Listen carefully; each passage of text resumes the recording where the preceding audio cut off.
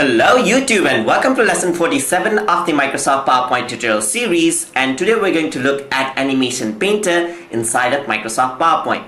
So over here you can see that I got a blank document, so I'm going to insert a shape right here. So let's grab this shape right here and let's add an animation to it.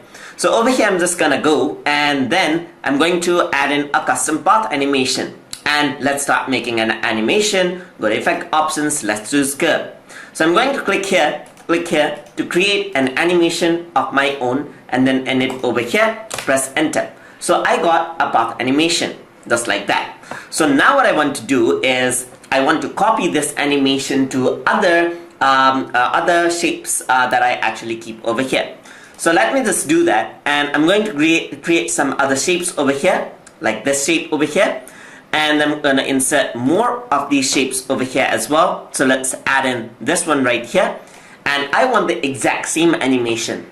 So now to go here and start drawing a custom path again might be troublesome. So I want to copy the animation right here.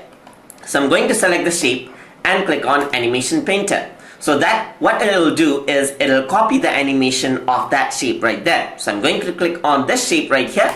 And you can see that the same animation has been applied over there. I'm gonna do the same for this one, so click on Animation Painter and click over here, and the animation has been copied.